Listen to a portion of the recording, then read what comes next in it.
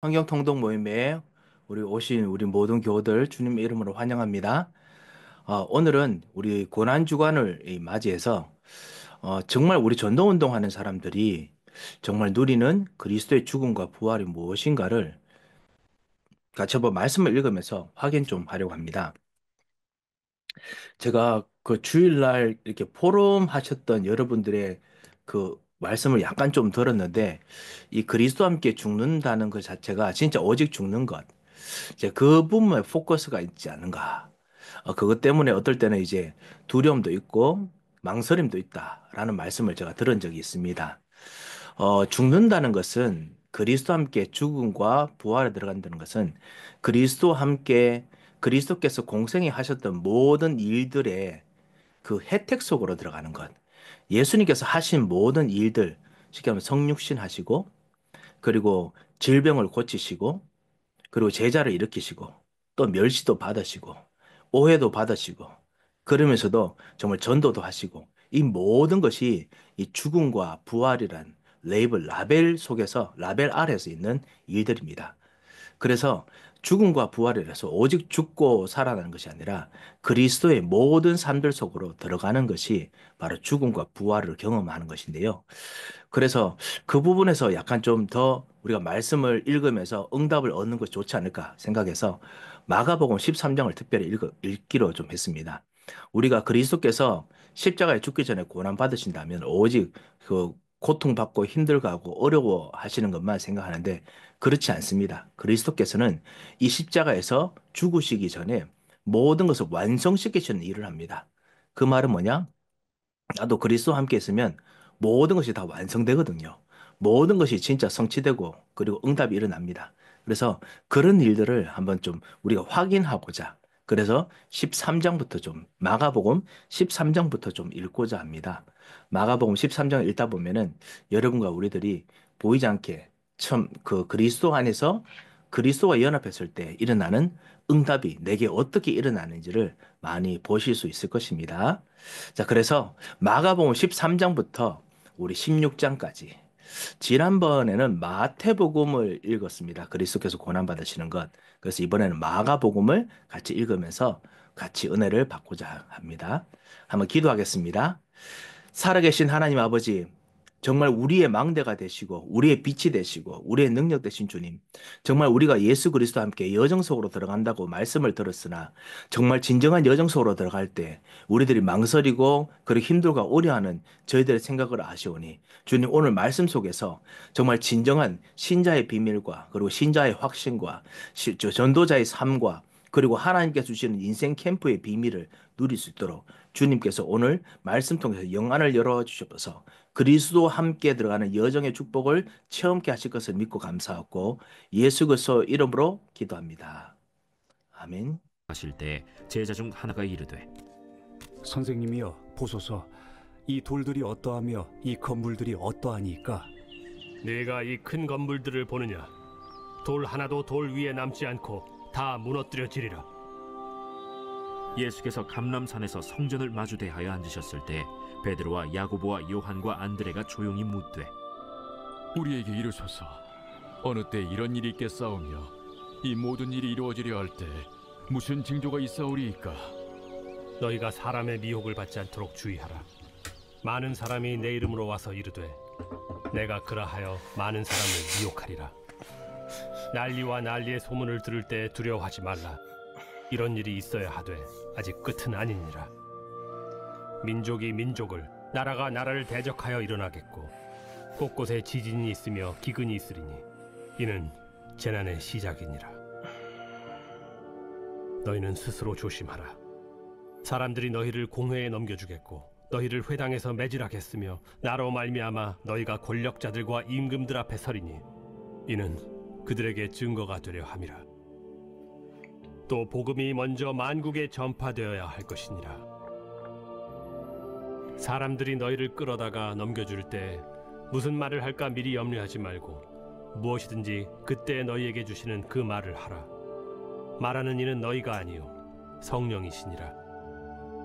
형제가 형제를, 아버지가 자식을 죽는 데에 내주며 자식들이 부모를 대적하여 죽게 하리라. 또 너희가 내 이름으로 말미암아 모든 사람에게 미움을 받을 것이나 끝까지 견디는 자는 구원을 받으리라. 멸망에 가증한 것이 서지 못할 곳에 선 것을 보거든 읽는 자는 깨달을진저. 그때 유대에 있는 자들은 산으로 도망할지어다. 지붕 위에 있는 자는 내려가지도 말고 집에 있는 무엇을 가지러 들어가지도 말며 밭에 있는 자는 겉옷을 가지러 뒤로 돌이키지 말지어다. 그날에는 아이벤 자들과 젖먹이는 자들에게 화가 있으리로다. 이 일이 겨울에 일어나지 않도록 기도하라. 이는 그날들이 환난의 날이 되겠음이라. 하나님께서 창조하신 시초부터 지금까지 이런 환난이 없었고 후에도 없으리라. 만일 주께서 그날들을 감하지 아니하셨더라면 모든 육체가 구원을 얻지 못할 것이거늘 자기가 택하신 자들을 위하여 그 날들을 감하셨느니라. 그때 어떤 사람이 너희에게 말하되 보라 그리스도가 여기 있다, 보라 저기 있다 하여도 믿지 말라. 거짓 그리스도들과 거짓 선지자들이 일어나서 이적과 기사를 행하여 할 수만 있으면 택하신 자들을 미혹하려 하리라. 너희는 삼가라. 내가 모든 일을 너희에게 미리 말하였노라. 그때 그 환난 후 해가 어두워지며 달이 빛을 내지 아니하며 별들이 하늘에서 떨어지며 하늘에 있는 권능들이 흔들리리라. 그때 인자가 구름을 타고 큰 권능과 영광으로 오는 것을 사람들이 보리라. 또 그때 그가 천사들을 보내어 자기가 택하신 자들을 땅 끝으로부터 하늘 끝까지 사방에서 모으리라. 무화과 나무의 비유를 배우라. 그 가지가 연하여지고 잎사귀를 내면 여름이 가까운 줄 아나니 이와 같이 너희가 이런 일이 일어나는 것을 보거든 인자가 가까이 곧 문 앞에 이른 줄 알라. 내가 진실로 너희에게 말하노니 이 세대가 지나가기 전에 이 일이 다 일어나리라. 천지는 없어지겠으나 내 말은 없어지지 아니하리라. 그러나 그 날과 그때는 아무도 모르나니 하늘에 있는 천사들도 아들도 모르고 아버지만 아시느니라. 주의하라. 깨어 있으라. 그때가 언제인지 알지 못함이라. 가령 사람이 집을 떠나 타국으로 갈 때 그 종들에게 고난을 주어 각각 사물을 맡기며 문지기에게 깨어 있으라 명한과 같으니 그러므로 깨어 있으라. 집주인이 언제 오는지 혹 저물 때에 일는지 밤중에 일는지 다굴 때 일는지 새벽 일는지 너희가 알지 못함이라. 그가 호련히 와서 너희가 자는 것을 보지 않도록 하라. 깨어 있으라. 내가 너희에게 하는 이 말은 모든 사람에게 하는 말이니라. 아멘. 13장부터 읽었던 이유가 있습니다. 주님께서 십자가에 죽으신다는 것은 사실은 심판을 당한다는 뜻입니다. 그때 주님께서 심판을 당하시는 것이 우리들만 심판당하는 것이 예수님만 심판당하는 것이 아니라 우리가 당할 모든 심판을 짊어지시는 거지요. 그래서 우리의 심판을 짊어지시기 때문에 우리의 심판이 무엇인지를 아는 것도 정말 중요합니다. 우리가 맞이할 심판, 그것이 무엇인지 그전에도 사실은 여러 가지로 말씀하십니다만 13장부터 보면 이 성전에 있는 성전 통한 심판입니다. 성전은 하나님께서 이 땅에서 하나님의 백성들을 이끄시고 인도하실 이 보좌의 자리입니다. 보좌의 자리죠. 하나님의 자리이기 때문에 보좌지요. 하나님의 자리고 하나님의 의자고 하나님께서 거하시는 곳입니다. 하지만 이것은 하나님 나라에 있는 보좌의 이 카피본, 하나님 보좌에 있는 레플리카, 하나님의 진짜 실제적인 하나님 나라에 있는 곳에 우리가 다 천국으로 갈 것이기 때문에 그곳에 있는 일시적인 그 임시 거처일 뿐입니다. 그래서 예수님께서 심판받으실 때 결국은 그 심판이 모든 사람들의 심판에 대한 것이기 때문에 모든 나라와 모든 그 하나님의 보좌가 어떻게 끝이 나는지를 이제 봐야 된다. 이것을 말씀하십니다. 여기서 또 한 가지 13장에서 재미있는 것은 뭐냐면 성전이 무너지고 망하는 것이 이 세상 전체가 무너지고 망하는 것과 연결되어서 예수님께서 설명을 하신다는 점이지요. 이 세상 전체가 다 망하는 것을 같이 말씀하십니다. 이 예루살렘의 멸망뿐만 아니라 전 세계가 멸망하고 결국 다 죽게 되는 것에 대해서도 말씀하십니다. 이 세상의 끝이 오는 것이죠. 이 세상 끝이 옵니다. 그리고 정말 주님께서 택하신 자들과 함께 정말 하늘 보좌에서 당신의 백성들과 함께 영원히 누리기 위해서 이 땅을 정리하십니다. 그래서 그것이 바로 예수님께서 심판을 받으시고 그리고 십자가에 죽으시는 이유입니다. 이 땅에 있는 것을 끝을 내십니다. 푸른 마르고 꽃은 시드나 우리 하나님 말씀은 영영이 서리라 하라. 이사야서 40장 8절이죠. 모든 것들은 마르고 시듭니다. 자, 그래서 1절, 2절이 사실 제자들이 묻습니다. 성전에 가실 때 이 돌들이 어떤 건물이 어떻습니까? 대단하지 않습니까? 했을 때 예수님께서 내가 이 건물을 보느냐? 돌 하나도 돌 위에 남지 않고 다 무너뜨려지리라. 다 무너지는 것에 대해서 말씀을 하십니다. 그 건축된 것이 어느 하나도 인간이 만들었던 그 모든 그 의도된 대로 되지 않고 다 무너질 것이다 말씀하시죠. 그리고 난 이후에 다시 3절부터 시작해서요. 3절부터 13절까지 마지막 날에 재난이 만약에 이렇게 성전이 무너진다면 그 재난에 어떤 징조가 있습니까? 이것을 묻습니다. 우리 마태복음 24장에 있는 말씀과 똑같지요. 그래서 예수님께서 감난산에서 성전을 마주 대하여 앉으셨을 때 베드로와 그 야고보, 요한이, 안드레가 와서 어느 때 이런 일이 있겠사오며 이 모든 일이 이루어질 할 때 어떤 징조가 있사옵니까? 사람의 미혹을 받지 말라 하십니다. 사람들이 말하는 것에 속지 말라 하시죠. 많은 사람이 내 이름으로 와서 내가 그리스도라 하여 예수라 하여 많은 사람을 미혹하리라. 그리스도인 척 이야기를 합니다. 그래서 안상홍 증인 이런 여러 가지를 하지요. 사람들을 자꾸만 믿게 합니다. 난리와 난리의 소문을 들을 때 두려워하지 말라. 이런 일이 있어야 돼. 아직 끝은 아니라. 난리와 난리의 소문이 전 세상에 대한 것뿐만 아니라 내가 그라 하는 그런 어떤 부분에 정말 종교적인 부분에서 생기는 난리와 난리의 소문도 포함됐지요. 영적인 부분, 종교적인 부분, 사회적인 부분, 경제적인 부분, 그리고 전쟁, 이런 것들의 모든 것이 다 있지만은 그것은 끝이 아니다 라고 하셨습니다. 어느 정도냐? 민족이 민족을, 나라가 나라를 대적하여 일어나겠고 곳곳에 지진이 있고 기근이 있으리니 이것은 재난의 시작이니라. 실질적인 물리적인 것에 대해서 말씀을 하시지요. 그래서 싸우고 대적하면 일어납니다. 그래서 그때 하나님의 사람들 어떻게 해야 되느냐? 스스로 조심하라.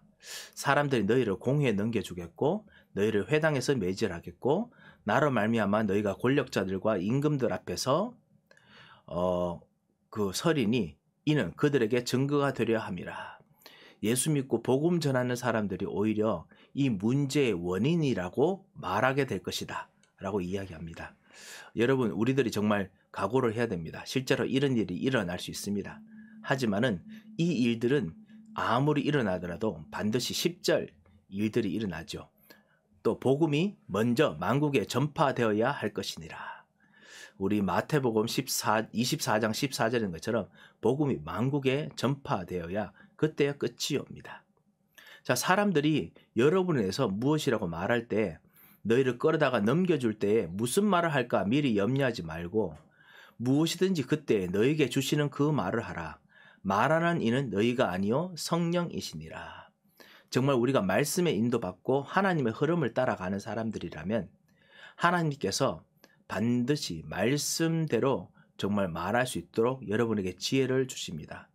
우리가 나쁜 동기, 복음이 아닌 동기라면 하나님께서 이런 지혜를 주시지 아니하지만 올바른 동기, 복음의 동기라면 주님께서는 반드시 지혜를 주십니다. 그때 형제가 형제를, 아버지가 자식을 죽이는 데 내주며 자식들이 부모를 대적하여 죽게 하리라. 예전에도 이런 일이 있었고요. 그리고 현재에도 이런 일이 생길 수 있습니다. 너희가 내 이름으로 말미암아 모든 사람의 미움을 받을 것이나 끝까지 견디는 자는 구원을 받으리라. 일부러 견디는 것이 아니라 같이 복음 전하면서 인도받아가는 가운데, 성령의 인도받아가는 가운데 사도행전처럼요. 성령께서 역사하시고 인도하시는 것에 가다 보니까 그래서 하나님의 구원이 완성됩니다. 그래서 이런 축복들이 일어나지요. 자, 이렇게 실제로 재난의 징조에 대해서 말씀하셨습니다.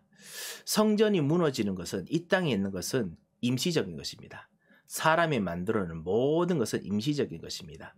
그래서 그거 무너지면은 사람들은 자기가 알고 있던 종교 때문에 진짜 복음 가진 사람들을 막 욕합니다. 왜냐? 우리는 그 모든 것을 우상 숭배고 종교라고 미리 말하기 때문에, 그래서 우리가 미리 말했다고, 그래서 우리를 막 블레임합니다. 그리고 넘겨주기도 합니다. 하지만은 여러분 때문에 복음이 더 딴 것까지 증거된다라고 말씀하셨습니다. 이 말씀의 축복을 여러분 받으시기 바랍니다. 자, 그리고 14절부터 시작하여서 그 이후에 다시 한번 큰 환란이 있을 것에 대해서 또 말씀하십니다. 어떤 분들은 전천년설 주장하시는 분들은 13절까지 있는 것이 첫 번째 환란이고 두 번째 환란이 대환란. 그래서 그때 실제로 완전히 다 무너지는 것, 세상이 망하는 것에 대해서 말씀하신다. 두 가지 종류의 환란이 있다라고 이야기를 합니다. 어떤 성경학자들은 이것이 그냥 실제로 일어나는 것에 똑같은 것을 설명하는 것이다 말씀하기도 합니다. 어떤 사람들 역사적인 천년설을 생각하는 분들은 14절부터 있는 것이 예루살렘에 대한 이야기지 우리에 대한 이야기가 아니다라고 이야기하는 사람도 있습니다. 왜냐하면 예루살렘이 AD 70년에 망하고 무너졌지요.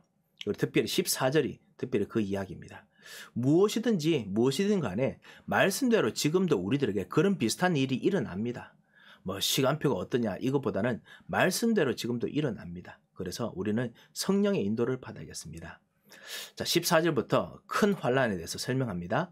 멸망에 가정한 것이 서지 못한 것을 보거든.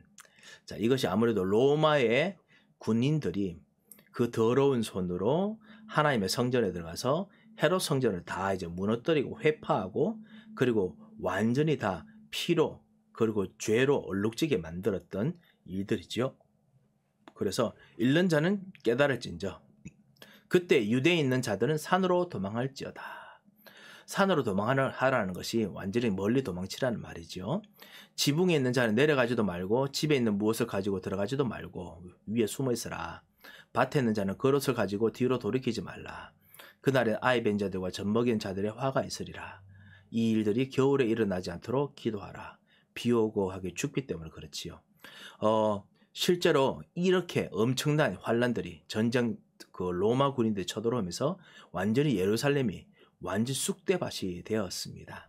우리가 한국 전쟁의 상흔을 우리가 알고 있기 때문에 들었기 때문에 무슨 일인지 대강 알지요. 이는 그 날들이 환란의 날이 되겠습니다. 하나님께서 창조하신 시초부터 지금까지 이런 환란이 없었고 후에도 없으리라. 아무도 예루살렘에 대한 말씀이기도 하고 그리고 어떤 성경학자들은 이것이 우리가 앞으로 닥칠 대환란이라고 이야기하기도 합니다. 어떤 경우든지 우리들의 입장으로서는 한 큰 환란일 것입니다. 큰 환란이 생깁니다.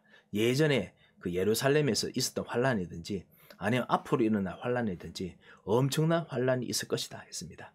하지만은 20절입니다. 항상 주님께서는 말씀하시고 난 후에 구원받는 자들에게 주시는 은혜를 항상 말씀하십니다. 만일 주께서 그 날들을 감하지 않으셨다면 모든 육체가 구원을 얻지 못할 것이거늘 자기가 택하신 자들을 위하여 그 날들을 감하셨느니라.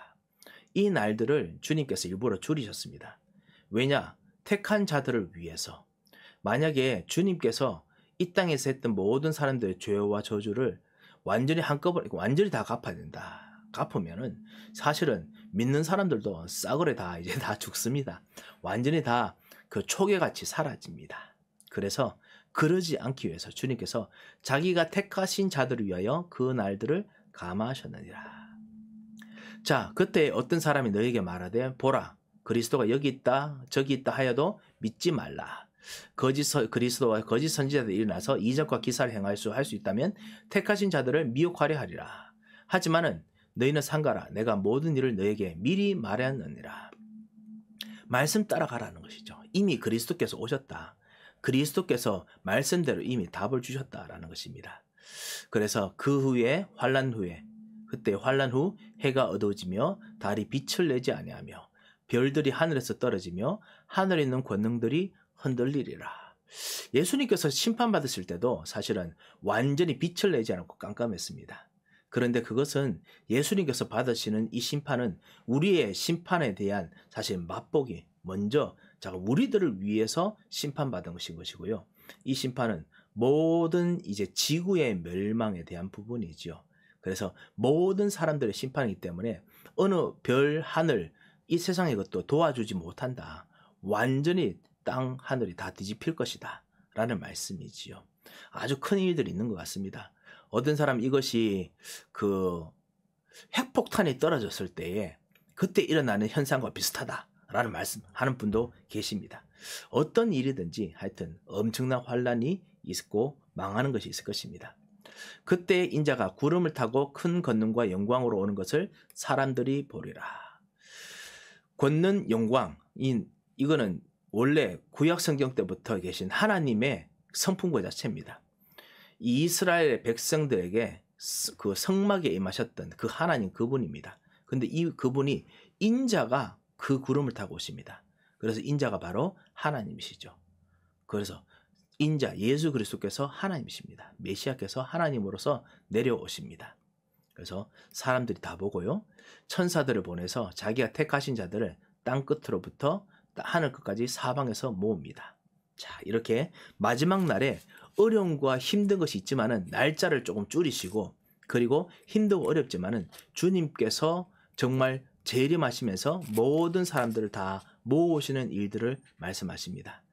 그래서 이 심판은 아무래도 우주적인 심판이 아니겠느냐, 앞으로 있는 심판에 대한 그림이 아니겠느냐라고 많은 성경학자들이 보고 있습니다. 자, 28절에서 29절 이 징조 때문에 우리가 더 현명해야 된다. 28절부터 보면 무화과 나무의 비유를 배우라. 가지가 연하여지고 잎사귀를 내면 여름이 가까운 줄 아나니 이와 같이 너희가 이런 일이 일어나는 것을 보거든 인자가 가까이 곧 문 앞에 이른 줄을 알라. 실제로 이제 여름이 오면은 무화과 나무를 거두고 그리고 실제로 이제 끝을 내지요. 이제 무화과 나무 끝이 나지요. 그래서 이 세대가 지나가기 전에 이런 일이 일어나리라. 믿지 않는 세대입니다. 불신앙의 세대입니다. 노아 홍수 이후부터 있는 불신앙의 세대입니다. 천지는 없어지겠으나 내 말은 없어지지 아니하리라. 그날과 그때는 아무도 모르나니 하늘에 있는 천사들도 아들도 모르고 아버지만 아시느니라. 하나님 아버지께서 아시죠? 주의하라 깨어라. 그때가 언제인지 알지 못함이라. 그래서 항상 깨어있을 것에 대해서 마지막 절까지 계속 말씀하십니다. 그래서 사람이 집을 떠나 타고 갈 때 종들에게 권한을 주어 사물을 맡기고 문지기에게 깨어있으라 명한 것 같으니 깨어있으라. 집주인이 언제 올는지 저물 때인지 밤중일지 다굴 때인지 새벽일지 너희가 알지 못하리라. 깨어있으라. 그가 호련히 와서 너희 자는 것을 보지 않도록 해라. 깨어있으라. 깨어있으라 계속 말씀하시죠. 그래서 내가 너에게 하는 이 말은 모든 사람에게 하는 말이니라 하시니라. 모든 사람은 불신자 포함입니다. 깨어있으라. 쉽게 말하면 돌아오라 이 말씀이죠. 그럼 믿는 사람들은 반드시 또 이것을 알고 깨어 있어야 됩니다. 자, 이렇게 오늘 13장은 예수님께서 십자가에 죽으시기 전에 전 세계가 망하는 것에서 말씀하십니다. 왜 그러냐? 예수님께서 사실 죽으신다는 것은 우리를 구원하신 것도 있지만 사실은 전 세계의 심판을 사실은 이제 받아야 되는 것을 말씀하십니다. 그래서 예수님께서 죽으셨을 때 하늘도 똑같이 어두워지고 전 세계가 완전히 죽음 속으로 다 들어갔거든요. 그렇지만 그 예수님의 죽으심은 우리의 망함을 사실 담당하시기 위해서 하나님께서 우리의 망함과 멸망을 예수님께 던지기 위해서 죽으신 것이기 때문에 그래서 예수님께서는 당신의 죽으심을 설명하고 말씀하실 때 그때 전 세계의 멸망을 심판을 동시에 말씀하실 수 있습니다. 그래서 예수님의 심판은 우리가 받을 심판이다. 예수님의 심판은 우리가 받을 심판이다. 전 세계 사람이 받을 심판의 밑그림이다.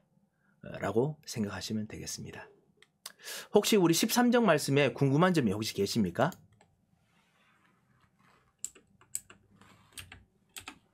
예, 없으시면은 제가 그러면 우리 14장 말씀을 읽도록 하겠습니다.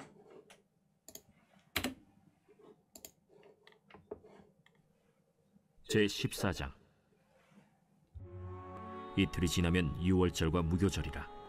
대제사장들과 서기관들이 예수를 흉계로 잡아 죽일 방도를 구하며 밀란이 날까 하노니 명절엔 하지 말자. 예수께서 베다니 나병 환자 시몬의 집에서 식사하실 때 한 여자가 매우 값진 향유 곧 순전한 나드 한 옥합을 가지고 와서 그 옥합을 깨뜨려 예수의 머리에 부으니 어떤 사람들이 화를 내어 서로 말하되 어찌하여 이 향유를 허비하는가? 이 향유를 300데나리온 이상에 팔아 가난한 자들에게 줄 수 있었겠도다. 하며 그 여자를 책망하는지라. 예수께서 이르시되 가만두라. 너희가 어찌하여 그를 괴롭게 하느냐? 그가 내게 좋은 일을 하였느니라.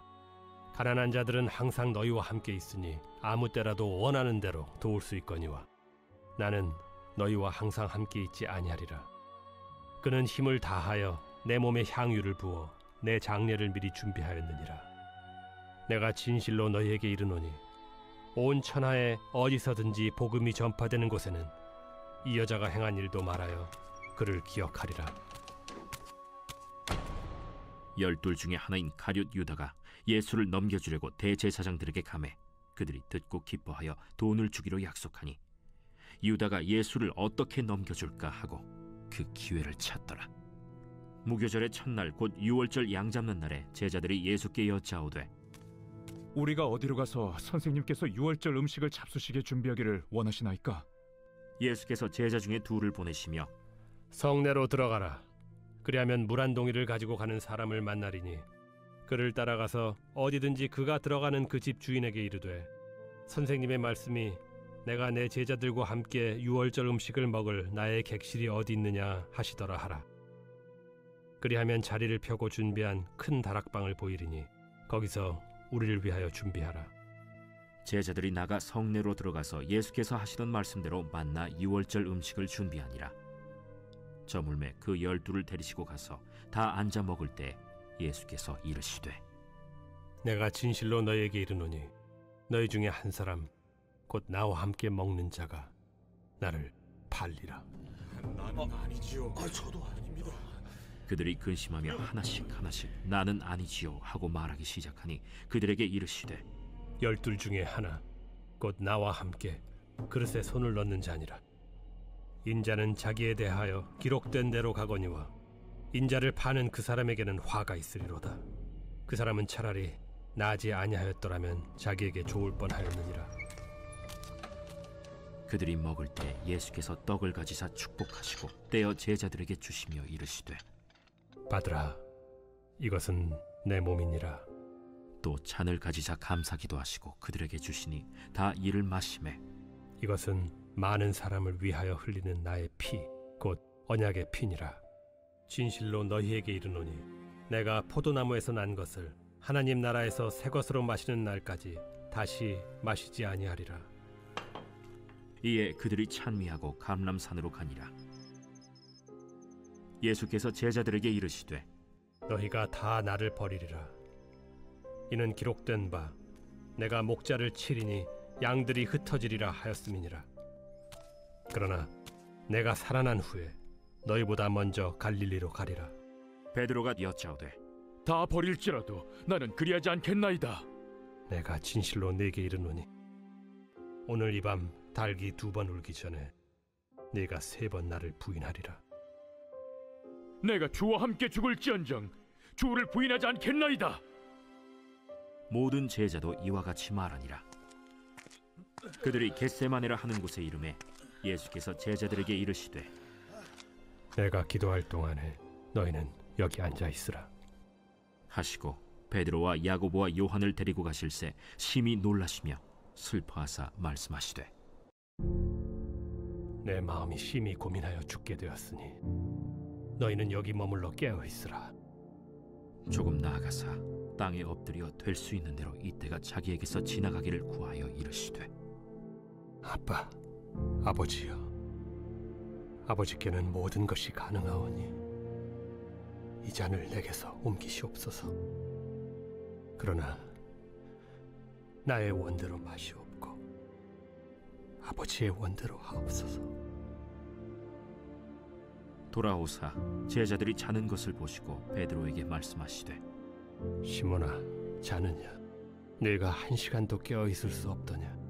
시험에 들지 않게 깨어 있어 기도하라. 마음에는 원이로되 육신이 약하도다. 다시 나아가 동일한 말씀으로 기도하시고 다시 오사 보신즉 그들이 자니 이는 그들의 눈이 심히 피곤함이라. 그들이 예수께 무엇으로 대답할 줄을 알지 못하더라. 세 번째 오사 그들에게 이르시되 이제는 자고 쉬라. 그만 되었다. 때가 왔도다. 보라, 인자가 죄인의 손에 팔리느니라. 일어나라, 함께 가자. 보라, 나를 파는 자가 가까이 왔느니라. 예수께서 말씀하실 때 곧 12 중에 하나인 유다가 왔는데 대제사장들과 서기관들과 장로들에게서 파송된 무리가 검과 몽치를 가지고 그와 함께 하였더라. 예수를 파는 자가 이미 그들과 군호를 짜 이르되 내가 입맞추는 자가 그이니 그를 잡아 단단히 끌어가라. 이에 와서 곧 예수께 나와 랍비여. 하고 입을 맞추니 그들이 예수께 손을 대어 잡거늘 곁에 서 있는 자 중에 한 사람이 칼을 빼어 대제사장의 종을 쳐 그 귀를 떨어뜨리니라. 너희가 강도를 잡는 것 같이 검과 몽치를 가지고 나를 잡으러 나왔느냐? 내가 날마다 너희와 함께 성전에 있으면서 가르쳤으되 너희가 나를 잡지 아니하였도다. 그러나 이는 성경을 이루려 함이니라. 제자들이 다 예수를 버리고 도망하니라. 한 청년이 벗은 몸에 배 혼니부를 두르고 예수를 따라가다가 무리에게 잡히매 배 혼니부를 버리고 벗은 몸으로 도망하니라. 그들이 예수를 끌고 대제사장에게로 가니 대제사장들과 장로들과 서기관들이 다 모이더라. 베드로가 예수를 멀찍이 따라 대제사장의 집들 안까지 들어가서 아랫사람들과 함께 앉아 불을 쬐더라. 대제사장들과 온 공회가 예수를 죽이려고 그를 칠 증거를 찾되 얻지 못하니 이는 예수를 쳐서 거짓 증언하는 자가 많으나 그 증언이 서로 일치하지 못함이라. 어떤 사람들이 일어나 예수를 쳐서 거짓 증언하여 우리가 그의 말을 들으니 손으로 지은 이 성전을 내가 헐고 손으로 짓지 아니한 다른 성전을 사흘 동안에 지으리라 하더라. 그 증언도 서로 일치하지 않더라. 대제사장이 가운데 일어서서 예수에게 물어 이르되 너는 아무 대답도 없느냐? 이 사람들이 너를 치는 증거가 어떠하냐? 침묵하고 아무 대답도 아니하시거늘 대제사장이 다시 물어 이르되 내가 찬송받으리 아들 그리스도냐? 내가 그니라. 인자가 권능자의 우편에 앉은 것과 하늘 구름을 타고 오는 것을 너희가 보리라. 대제사장이 자기 옷을 찢으며 우리가 어찌 더 증인을 요구하리요?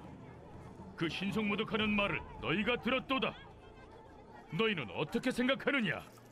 하니 그들이 다 예수를 사형에 해당한 자로 정죄하고 어떤 사람은 그에게 침을 뱉으며 그의 얼굴을 가리고 주먹으로 치며 선지자 노릇을 하라 하고 하인들은 손바닥으로 치더라.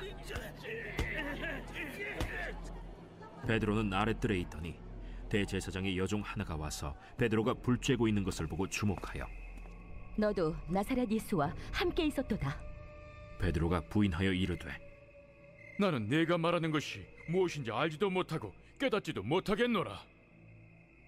앞들로 나갈새 여종이 그를 보고 곁에 서 있는 자들에게 다시 이르되 이 사람은 그 도당이라. 하되 또 부인하더라. 조금 후에 곁에 서 있는 사람들이 다시 베드로에게 말하되 너도 갈릴리 사람이니 참으로 그 도당이니라. 그러나 베드로가 저주하며 맹세하되 나는 너희가 말하는 이 사람을 알지 못하노라. 닭이 곧 두 번째 울더라.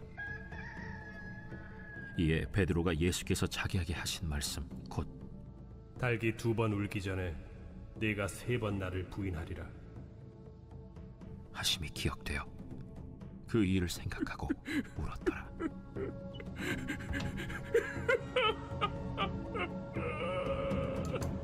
아멘.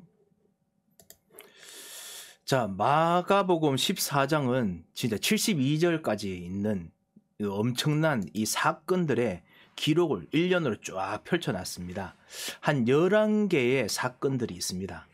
많은 성경학자들이 마가복음이 마태복음, 그 다음에 누가복음, 요한복음보다 제일 먼저 쓰여진 것으로 보고 있습니다. 그리고 마가복음의 내용들이 더 간결하고 간단한 것으로 보아 마가복음의 내용들이 제일 먼저 진짜 그 마가가 제일 그래도 기억을 잘하는 그런 어떤 기록하는 사람이었은 것으로 이렇게 보고 있습니다. 그래서 마가복음 14장에 예수님께서 고난당하고 죽으시는 것에 대해서 말씀을 하는데요. 이 고난당하고 죽으시는 것에 대해서 이야기하시는 이 모든 14장의 내용이 13장에 있었던 예수님의 예언에 대한 성취이지요. 예수님께서 말씀하신 그대로 이루어집니다. 그래서 정말 말씀하신 대로 그냥 따라가면 됩니다. 하지만 그래도 심판이기 때문에 제자들이 우왕좌왕하지요. 우리도 어려움과 답답함이 있으면 말씀이 성취되지만 우왕좌왕하기도 합니다.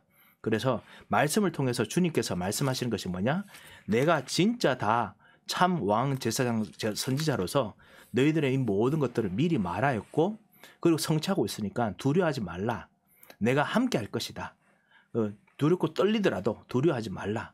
이것을 사실은 말씀하고자 14장의 내용이 적혀 있다라고 보시면 됩니다. 두려워하지 말라. 떨지 말라. 말씀대로 성취된다. 라는 것이죠. 자, 14장 1절은 예수님을 죽일 방도를 이 대제사장들과 서기관들이 하게 됩니다. 그래서 명절은 하지 말자.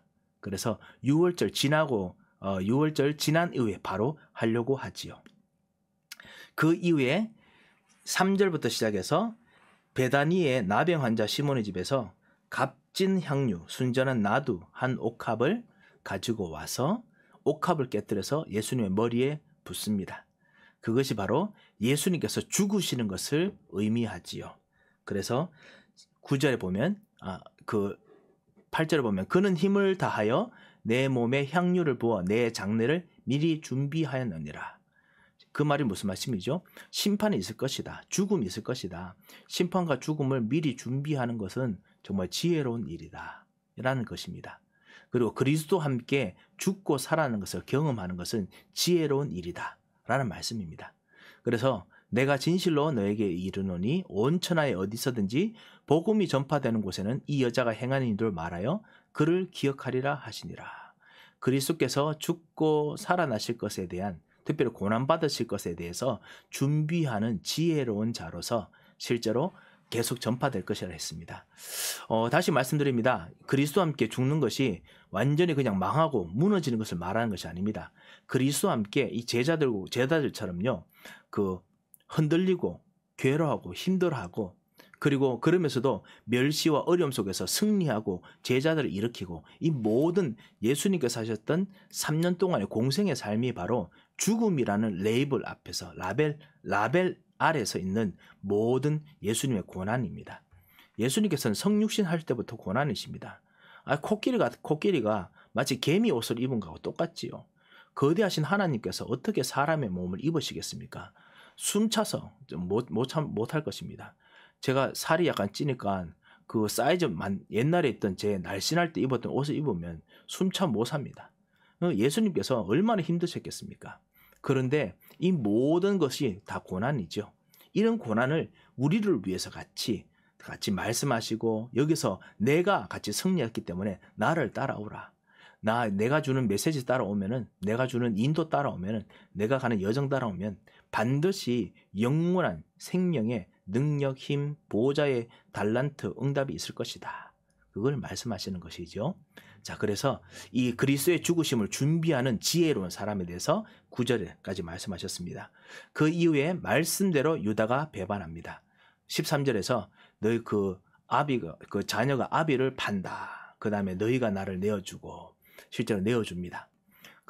12 중에 하나인 가룟 유다가 예수를 넘겨주려고 제사장에 가서 그래서 돈을 받고 그래서 넘겨주려고 합니다. 자, 12절부터 이 일들이 있는 동시에 예수님께서는 무엇을 하느냐? 유월절 양이 되시기를 원하셔서 약속을 붙잡는 그 일들을 준비를 시킵니다. 항상 구원을 누리라 라는 이야기시죠. 12절부터 시작해서 그래서 21절까지입니다. 무교절의 첫날 유월절 양 잡는 날에 예수께 여짜오되 우리가 어디 가서 유월절 음식을 준비하겠습니까? 그러니까 유월절을 위해서는 하나님께서는 구원의 축복을 누릴 수 있는 길을 곳곳에서 다 준비해 놓으십니다. 그래서 물 한 동이를 가지고 가는 사람을 만나서 그래서 선생님의 말씀이 내가 제자들과 함께 유월절 음식을 먹을 객실이 어디냐 하면은 자리를 펴고 준비한 큰 다락방을 보일 것이다. 우리에서 준비할 것이다. 그래서 유월절 음식을 준비합니다. 그래서 주께서 그 일들을 실제로 하게 하시죠. 우리로 하여금 구원의 축복을 누릴 수 있는 장소와 일, 사람들 하나님께서는 곳곳에 준비해 놓으십니다. 두려워하지 말라는 것입니다. 어려움과 힘든 것이 있는 것처럼 보이지만은 주님께서는 응답의 역사를 하십니다. 그래서 저물매 12를 데리고 가서 앉아 먹을 때에 그때 예수님께서 너희 중에 한 사람이 나를 팔리라 이야기합니다. 이 13장에 있던 말씀이 있죠. 그래서 12 중에 하나 곧 나와 함께 그릇에 손을 넣는 자니라. 그래서 인자는 자기에게 기록된 대로 가거니와 말씀대로 된다는 것이죠. 인자를 파는 그 사람에는 화가 있으리로다. 말씀대로 갑니다. 다른 사람들에게는 힘들겠지만 불신자들과 그리고 핍박하는 사람들은 결국 망하는 곳으로 가겠지만은 말씀대로 갑니다. 자, 22절부터 성찬이 마지막 첫 번째 성찬이 시작되죠. 그들이 먹을 때에 예수께서 떡을 가지사 축복하시고 떼어 제자들에게 주시되 받으라 이것은 내 몸이니라. 이 몸은 그 모든 육체의 일을 다 의미하는 것입니다. 살덩어리를 말하는 것이 아니라 그 몸이 해야 되는 모든 일들, 고난, 그리고 경제, 그리고 가정, 이 모든 것이 다 몸입니다. 이 예수님께서 하시는 경제, 예수님께서 하시는 하나님 나라, 예수님께서 하시는 하나님의 일, 이것을 받아 먹으라는 것입니다. 자, 그리고 잔을 가지사 감사 기도하시고 그들에게 주시니 이를 마심에 다 이를 마심에 이것은 많은 사람을 위하여 흘리는 나의 피 곧 언약의 피니라. 이 사람들뿐만 아니라 모든 사람들, 많은 사람들, 선택받은 사람들을 위해서 흘리는 언약의 피입니다. 그래서 저주를 받으시죠. 그리고 이것이 첫 번째 그 언약의 시작이기 때문에 마무리될 때까지는 이 성찬을 하지 않는다라고 하셨죠. 이것이 바로 언약에 대한 마무리를 기다리는 것입니다. 진실로 너에게 이르노니 내가 포도나무에서 난 것을 하나님 나라에서 새 것으로 마실 날까지 다시 마시지 아니하리라. 하나님 나라에서 이제 새 것으로 마시면 이제 언약이 마무리됩니다. 언약이 마무리될 때까지는 기다리겠다는 것입니다. 이것이 성취되는 것을 기다리겠다는 뜻입니다. 자, 그리고 감람산으로 갑니다. 27절부터 예수님께서 제자들이 부인하는 것을 그 31절까지 말씀하십니다. 왜냐하면 그거를 13장에서도 이미 말씀하셨죠. 제자들에게 이르시되 너희가 다 나를 버리리라. 이는 기록된 바 내가 목자를 치리니 양들이 흩어지리라 하였습니다. 아, 진짜 왜 이런 것을 말씀하셨느냐? 우리는 그럴 수밖에 없는 존재입니다. 목자 없이 헤맬 수밖에 없는 천성을 가진 존재입니다. 그리고 죄와 저주, 마귀의 종노릇 할 수밖에 없는 존재죠. 하지만은 내가 살아난 이후에 너희보다 먼저 갈릴리로 가리라. 주님께서 먼저 가서 그래도 다시 건져주시겠다 하셨습니다. 주님께서는 심판받으신 이후에도 우리를 계속 구원하십니다. 말씀을 계속 성취하십니다. 주께서는 지금도 우리를 먹이시고 인도하시는 것을 계속 하십니다. 그리고 절대로 그것이 끝이 절대로 망하지 않고 계속 지속하십니다. 그래서 이런 일들을 우리가 같이 말씀을 통해서 볼 수 있습니다. 베드로가 다 버릴지라도 나는 그리하지 않겠나이다. 인간의 마음으로는 그렇죠. 우리도 그렇죠. 하지만은 예수님께서 너도 흔들릴 것이다. 그래서 3번 나를 부인하리라. 베드로가 막 그냥 좀 그랬으면 좀 겸손하게 좀 듣고 그 다음에 순종해야 되는데 아닙니다. 내가 주와 함께 죽을지언정 주를 부인하지 않겠나이다. 제자들도 그렇게 말합니다. 그런데 나중에 부인하게 됐지요. 우리는 그럴 수밖에 없는 존재입니다. 말씀대로 성취돼도 우리는 흔들리는 존재입니다. 주님께서 이런 우리를 아시고 참 제사장이 되셔서 우리의 성정을 하나님의 보호자의 기쁨과 능력과 행복으로 채우십니다.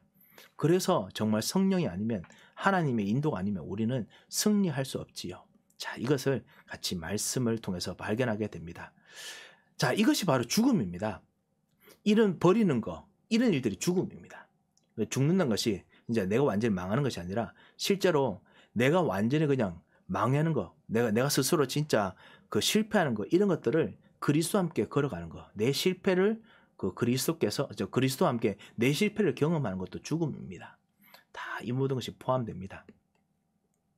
자, 그래서 여러분이 지금 그리스도와 함께 지금 죽고 계십니다. 그리스도와 함께 언약의 여정을 가는 것이 그리스도와 함께 죽음이다 라는 것을 꼭 잊지 마시기 바랍니다.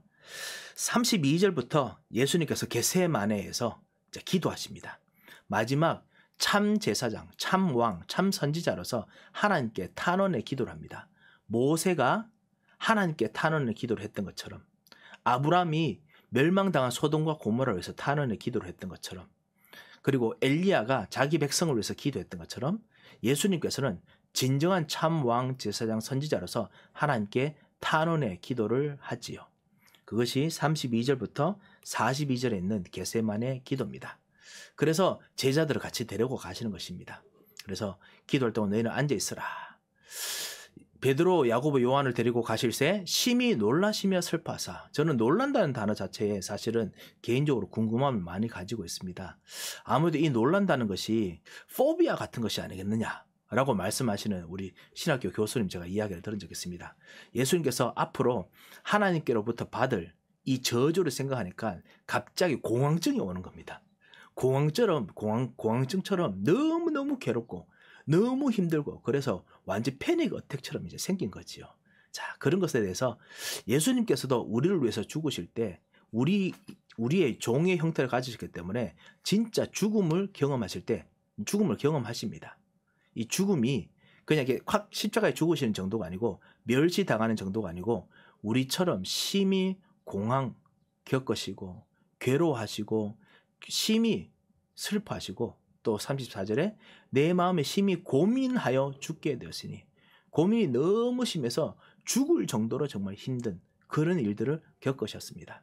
이게 바로 그리스도와 함께 죽는 일들 속에서 우리가 정말 응답을 얻는 것입니다. 여러분이 가지고 있는 모든 고통과 모든 일들을 그리스도께 다 드리는 것, 그것이 바로 그리스도와 함께 죽는 것입니다. 그리스도께서 이런 고통을 아시기 때문에 그렇습니다. 자, 그리고 땅에 엎드려 조금 나아가서 땅에 엎드려서 될 수 있는 대로 이때가 자기에게서 지나가기를 구하여. 어떻게 진짜 이렇게 할 수 있겠습니까? 하나님께서는 우리 아담과 하와부터 만드실 때부터 성부, 성자, 성령 하나님이 떨어질 수 없도록 서로 사랑하며 서로 지혜를 나누며 능력을 나누며 그 안에서 풍성한 사람, 풍성한 능력, 풍성한 복을 누리다가 이런 성부, 성자, 성령의 교통을 따라서 우리가 사람을 만들어야겠다 해서 아담과 하와를 만드셨거든요. 우리 인간을 만드셨는데 그 만들어는 그 자체를 완전히 다 망하게 무너뜨려야 됩니다. 예수님께서 얼마나 힘드시겠습니까? 그래서 있는 대로 자기에서 지나가기를 구하여. 우리가 가끔씩 우리의 마음, 생명이 사라질 때를 생각하면 우리도 이런 고민들이 있지요. 그거를 예수님께서 고민하시는 것입니다. 완전히 진짜 소멸될 것 같은 그 모든 망함에 대해서 고민하십니다. 그래서 아빠, 아버지요. 아빠, 아버지라고 여기서 하는 이야기는 뭐냐? 정말 친밀한 나의 하나님. 나와 진짜 친밀하게 교제하셨던 하나님 아버지요. 이 말입니다. 아버지께서는 모든 것이 가능하오니 이 잔을 내게서 옮기시옵소서. 하지만 나의 원대로 마시고 아버지의 원대로 하옵소서. 하지만 결국 주님의 뜻에, 하나님 아버지의 뜻에, 성부, 성자, 성령의 그 안에 계신 뜻에 순종하십니다. 주님께서 우리를 위해서 이 일을 겪으셨기 때문에 우리도 주 예수 그리스도께 우리의 마음을 맡기면 우리도 주님을 따라서 순종할 수 있습니다. 우리는 순종 못합니다. 하지만은 주 예수 그리스도께 기대면 우리는 순종의 길을 따라갈 수 있습니다. 순종 못하는 우리 마음이 따라가는 것이죠. 얼마나 감사한지 모릅니다. 우리가 순종하라면 순종하기 힘들거든요. 그런데 그리스도께서 우리를 계속 데리고 가시니까요. 그리고 난 후에 제자들, 이 멸망받을 사람들 대표입니다. 우리들이었지요. 제자들이 자는 것을 보시고 베드로에게 말씀하시되 시몬아 자느냐? 내가 1시간도 깨어 있을 수 없더냐? 좀 깨어 있어라. 시험에 들지 않게 깨어 기도하라. 마음의 원이로되 육신이 약하도다. 너희들은 정말 기도해야 되는 사람이다. 말씀하십니다. 정말 우리가 기도하면서 우리가 재앙에서 벗어나도록 정말 노력해야 되는데 아무도 못합니다. 전적인 무능력, 전적인 불신앙, 그리고 전적인 무지, 완전히 이 상태로 되어 있습니다.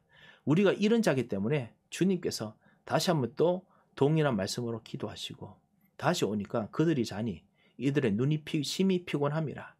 이것이 지금 일단 성찬식 해서 피곤한 것도 있지만은 그 영적인 하나님과의 교제에 대해서는 전혀 모르니까 더 피곤하고 어렵습니다. 그리고 이 전 세계 심판 앞에서는 절대로 무능력이기 때문에 어떻게 할지 모르죠.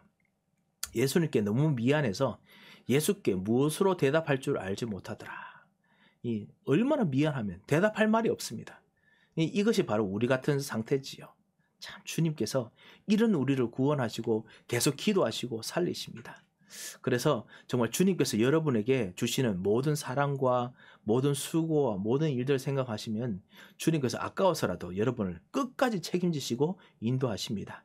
세 번째 오셨을 때 이제 자고 쉬라 그만되었다 때가 왔도다 인자가 죄인의 손에 팔린다. 그래서 예수님께서 팔리는 것에서 말씀하시고 파는 자들이 가까웁니다. 그리고 금과 몽치를 가져왔을 때 그때 그 입을 맞추는 이 예수를 파는 자, 이 가룟 유다의 이 일들 앞에서 누군가가 곁에 있는 자 중에 한 사람이 베드로라고 보지요. 칼을 빼어서 대제사장의 종을 쳐서 귀를 떨어뜨립니다. 그래서 실제로 완전히 최대한 자기의 머리를 씁니다. 하지만 지금 하나님의 말씀이 이루어지는데 하나님께서 대신 망하고 죽으시는 이 일을 막을 수 없습니다. 결국 우리의 망하고 무너지는 일이기 때문에 칼로 막을 수 없습니다.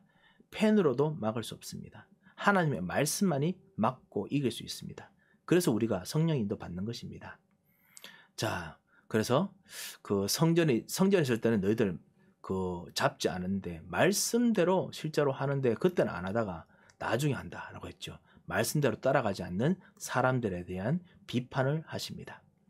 제자들이 다 예수를 버리고 도망하는데 한 청년은 벗은 몸에 배 헛입으로 두르고 예수를 따라가다가 무일에 잡히매 잘하면 이 사람이 마가일 가능성이 있다라고 이야기합니다. 그래서 마가는 따라왔다가 다시 버려두고 갑니다. 53절부터 시작해서는 공의 앞에서 서셔서 예수님께서 그리스도이심을 실제로 이제 증거하십니다. 예수를 죽이려고 할 증거를 찾지만 못 찾다가 그러다가 실제로 그 대제사장이 그 찬송받을 이의 아들 그리스도냐. 그때 예수님께서 내가 그리스도다라고 합니다. 그리고 이 인자는 다니엘서에서 말하던 그 메시아입니다. 다니엘서 말하던 그 사람의 아들 바로 그 메시아가 권능자의 우편에 앉은 것과 이거는 메시아가 바로 하나님이라는 뜻이거든요. 이건 신성모독이라고 그 당시 보았습니다. 그리고 하늘 구름을 타고 오는 것을 너희가 보리라. 이것은 엘리야처럼 하나님께서 심판하셔서 인자로서 심판하실 것에 대해서 말씀하는 것이죠. 이 하나님께서 하나님이시고 그리스도인 것을 증명하셨습니다. 그런데 제사장들은 그거를 이용해서 오히려 죽이려고 합니다. 사형에 해당한다. 그러면서 자기가 나름대로 알고 있는 말씀과 자기가 알고 있는 도덕적인 잣대로 막 그냥 예수님을 욕하고 때립니다. 우리 현장에서도 사실 여러분에 대해서 자기가 알고 있는 잣대 가지고 막 때리고 핍박합니다. 왜냐? 그 사람들은 그게 진리라고 생각하거든요. 진짜 말씀은 그것이 아닌데 그렇게 합니다. 그리고 그 이후에 66절부터는 베드로가 이제 3번 부인하죠. 예수님께서 말씀하신 대로 부인합니다. 자, 이런 11가지의 사건이 이 11장에 나옵니다. 이 14장에 나옵니다. 여러분께서 이 말씀을 읽으시면서 어떤 생각이 드십니까? 저는 진짜 우리들은 그 주님께서 십자가 지시는데 조금 더 따라가지 못할 무능력 그리고 무지 그리고 완전히 실패할 사람이구나. 조금 더 내 자신도 챙기지 못할 그런 사람이구나. 이런 것들이 보입니다. 그리스도께서 우리의 모든 멸망을 직접 담당하셨구나. 이런 것이 보이지요. 자, 혹시 우리 14장 말씀 혹시 궁금한 점이 있으십니까? 자, 그러면 우리 마지막 우리 15장을 읽도록 하겠습니다.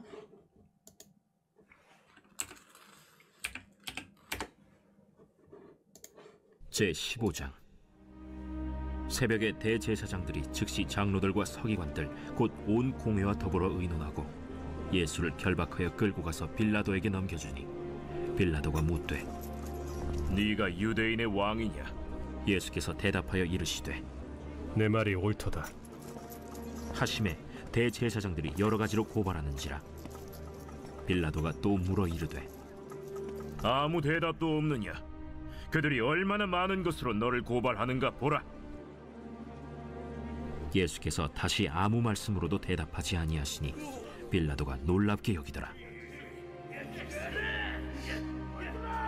명절이 되면 백성들이 요구하는 대로 죄수 한 사람을 놓아주는 전례가 있더니 밀란을 꾸미고 그 밀란 중에 살인하고 체포된 자 중에 바라바라 하는 자가 있는지라. 무리가 나아가서 전례대로 하여 주기를 요구한데 빌라도가 대답하여 이르되 너희는 내가 유대인의 왕을 너희에게 놓아주기를 원하느냐? 하니 이는 그가 대제사장들이 시기로 예수를 넘겨준 줄 알미러라. 그러나 대제사장들이 무리를 충동하여 도리어 바라바를 놓아달라 하게 하니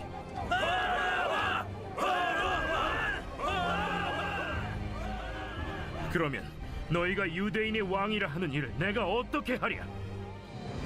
그들이 다시 소리 지르되 어찌미냐? 무슨 악한 일을 하였느냐? 하니 더욱 소리 지르되 십자가에 못 박게 하소서 하는지라. 빌라도가 무리에게 만족을 주고자 하여 바라바는 놓아주고 예수는 채찍질하고 십자가에 못 박히게 넘겼습니다. 군인들이 예수를 끌고 브라이도리온이라는 뜰 안으로 들어가서 온 군대를 모으고 예수에게 자색옷을 입히고 가시관을 엮어 씌우고 경례하여 이르되 하고 갈대로 그의 머리를 치며 침을 뱉으며 꿇어 절하더라. 희롱을 다 한 후 자색옷을 벗기고 도로 그의 옷을 입히고 십자가에 못 박으려고 끌고 나가니라. 마침 알렉산더와 루포의 아버지인 구레네 사람 시몬이 시골로부터 와서 지나가는데 그들이 그를 억지로 같이 가게 하여 예수의 십자가를 지우고 예수를 끌고 골고다라 하는 곳, 번역하면 해골의 곳에 이르러 몰약을 탄 포도주를 주었으나 예수께서 받지 아니하시니라. 십자가에 못 박고 그 옷을 나눌세 누가 어느 것을 가질까 하여 제비를 뽑더라.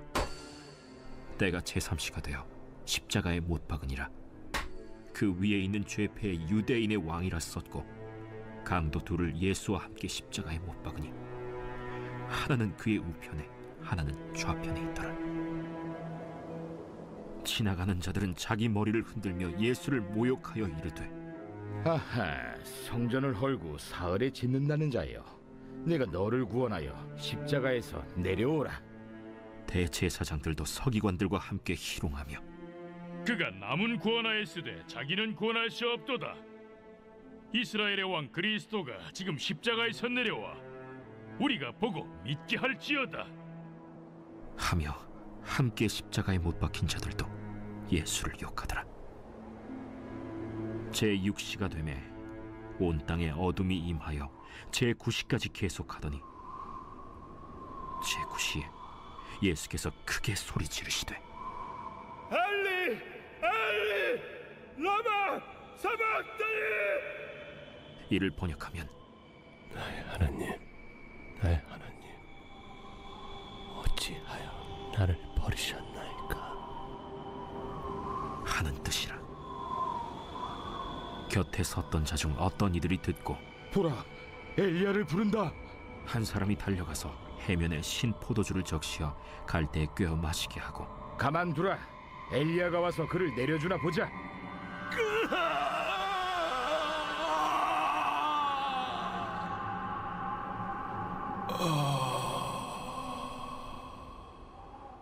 예수께서 큰 소리를 지르시고 숨지시니라. 이에 성소 휘장이 위로부터 아래까지 찢어져 둘이 되니라. 예수를 향하여 섰던 백부장이 그렇게 숨지심을 보고 이 사람은 진실로 하나님의 아들이었도다. 멀리서 바라보는 여자들도 있었는데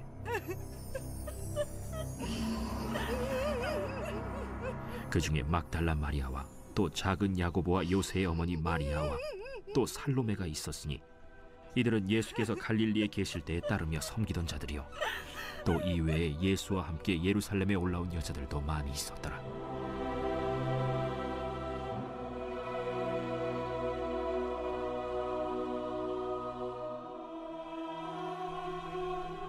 이날은 준비일 곧 안식일 전날이므로 저물었을 때 아리마대 사람 요셉이 와서 당돌이 빌라도에게 들어가 예수의 시체를 달라 하니 이 사람은 존경받는 공회원이요 하나님의 나라를 기다리는 자라.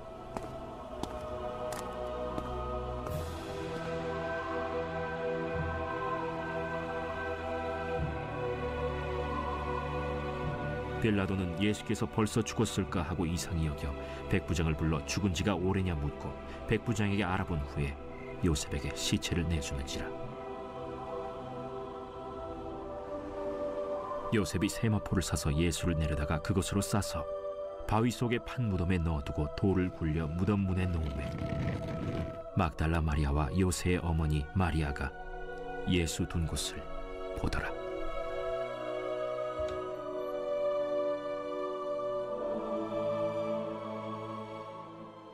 아멘.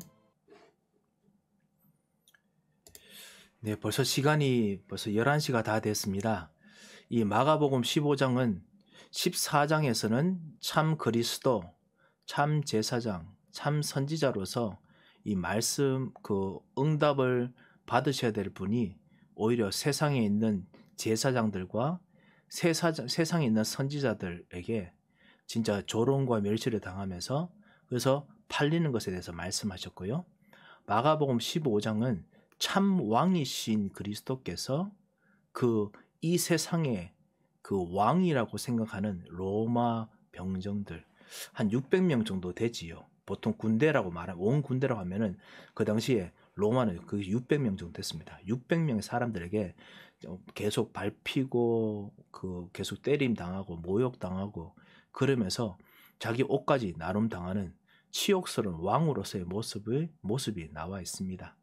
그래서 참 왕이 진짜 인간들에게 진짜 완전히 눌리면서 자기들이 그 왕인 것처럼 행동하는 부분을 볼 수 있죠.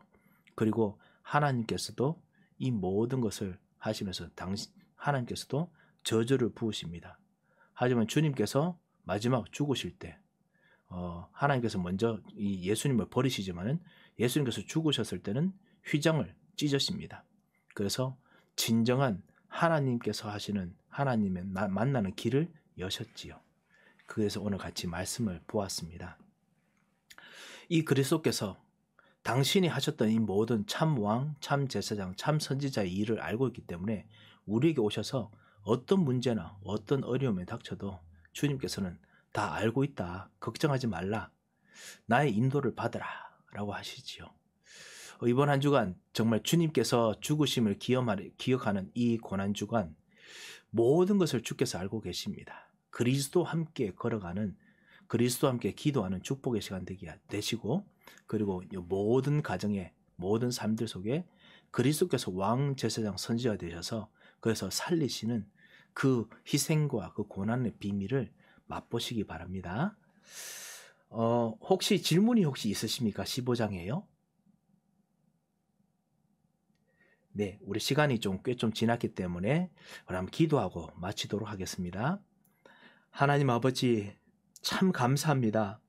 우리를 위해서 죽으시고 우리를 위해서 고난받으시며 참 왕, 참 제사장, 참 선지자로서 모든 일을 성취하시고 이루셨으나 모든 세상 사람들과 그리고 이 현장에 있는 제사장들과 모든 인간들 앞에서는 끊임없이 모욕과 멸시를 받으시면서 진정한 죽음을 체험하신 주 예수 그리스도를 오늘 다시 한번 주인으로 모시며 이번 한 주간 성령의 인도 받기를 원합니다.